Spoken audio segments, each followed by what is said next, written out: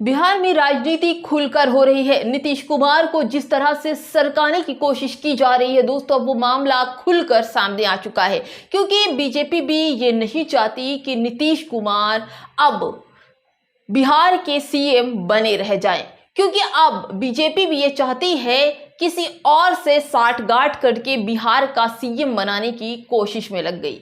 जबकि बीजेपी ये चाहती है कि जो भी चुनाव बिहार में होंगे वो नीतीश कुमार के नेतृत्व में होंगे।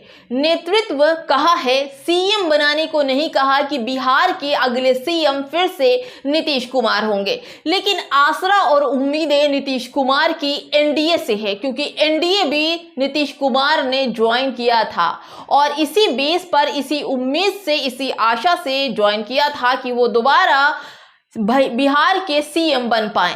लेकिन दोस्तों ऐसा लगता है कि शायद ही नीतीश कुमार को एक बार फिर से बीजेपी सरकार धोखा दे रही है, क्योंकि नाम नीतीश कुमार का और काम किसी और से लेने की कोशिश में लग गई है। आपको सबूत दूंगी कि किस तरह से बिहार से नीतीश कुमार को सटकाने की कोशिश कर रही है बीजेपी। नीतीश कुमार का बिहार नहीं बल्कि महाराष्ट्र जैसे शिंदे जी का हाल होगा। शिंदे जी हर जगह का चेहरा थे, आपको याद है, महाराष्ट्र में शिंदे शिंदे शिंदे, पार्टी में यहाँ शिंदे वहाँ शिंदे, हर जगह शिंदे शिंदे शिंदे करते करते महाराष्ट्र की राजनीति तो आपने देखी कि कौन बना सीएम और किसने संभाली कुर्सी। इसी तरह बिहार को भी लेकर जिस तरह से बीजेपी अपनी बातों को, नीतीश कुमार को फंसाकर उन अपनी बातों में फंसा चुकी है और उनसे सीट लेकर एनडीए की बैसाखी बना चुकी है। अब नीतीश कुमार को हटाने और सरकाने की कोशिश में पूरी तरह से लग गई है।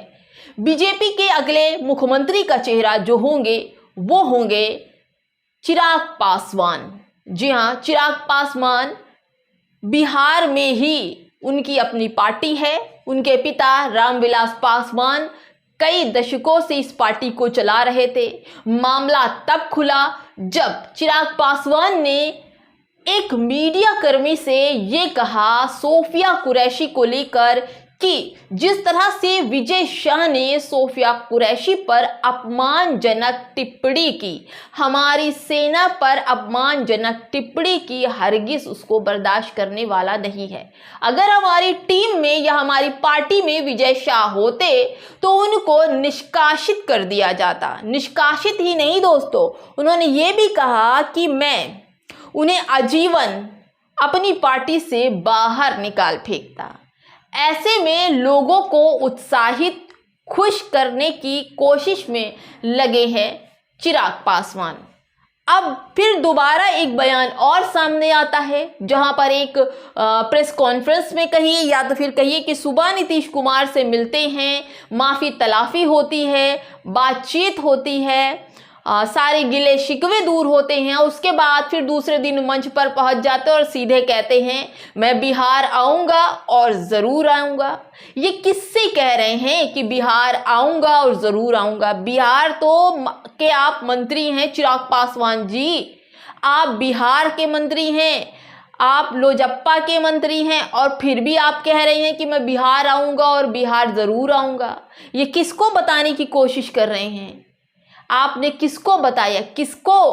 आपने सिर्फ इसलिए कहा कि जो वोटर हैं नीतीश कुमार के, दलित, कुर्मी, अल्पसंख्यक मुसलमान, उनको ये संदेश दे रहे हैं कि मैं बिहार वापस आ रहा हूं और आप लोग तैयार रहिए। और बिहार की राजनीति में चिराग पासवान की एंट्री का ये समझ लीजिए कि नीतीश को बीजेपी, एनडीए और चिराग पासवान ये सब मिलकर सटकाने और हटाने की कोशिश कर रही हैं।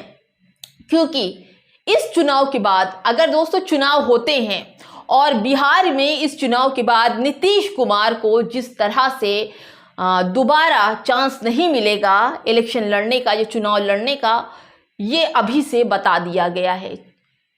नीतीश कुमार की राजनीति खत्म होने वाली है और नीतीश कुमार अब क्या करेंगे?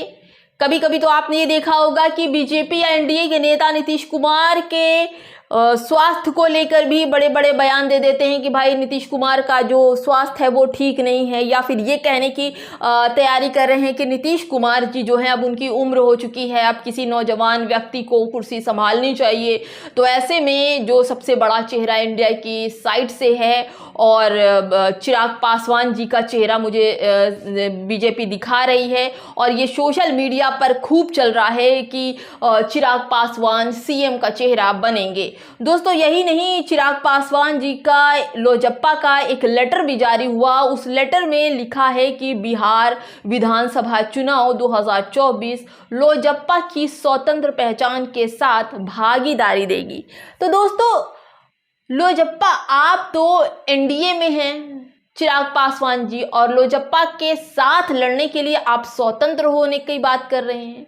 मतलब ये कि आप एनडीए से बनेंगे तो सीएम, उसके बाद आप लोजप्पा से स्वतंत्र होकर चुनाव लड़ेंगे, या फिर आप ये कहिए कि अगर आपको सीट मिल जाती है तो आप किसी को पूछेंगे भी नहीं, क्योंकि आपने जो भी सीखा है बीजेपी से सीखा है। जिस तरह बीजेपी ने महाराष्ट्र में शिंदे हटाए, फिर उसके बाद नीतीश कुमार के ऊपर नज़र है, वही सब कुछ आपने भी सीख लिया। और आपकी भी बातों में, आपके लेटर में, आपके एक्टिविटी में ये पूरा साफ दिखाई पड़ता है कि बिहार के सीएम बनने की पूरा कॉन्फिडेंस आपने ले लिया है।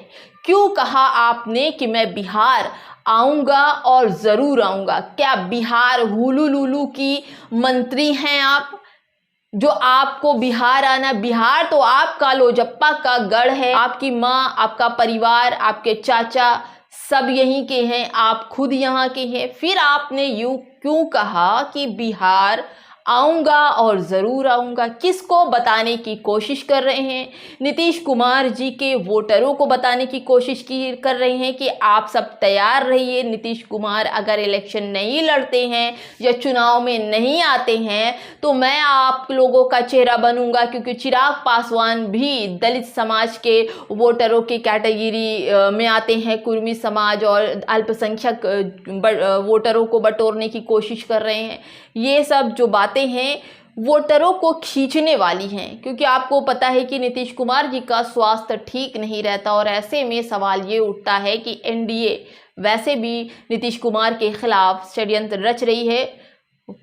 समय आने पर पता चलेगा कि नीतीश कुमार जी इलेक्शन लड़ेंगे भी या नहीं लड़ेंगे, या चिराग पासवान जी खुद बीजेपी का चेहरा ना होकर लोजप्पा से लड़ेंगे, या फिर चिराग पासवान बिहार के सीएम बनेंगे। फिलहाल दोस्तों इस वीडियो में इतना ही। खबरें अच्छी लग रही हो तो लाइक शेयर सब्सक्राइब जरूर कर दीजिए।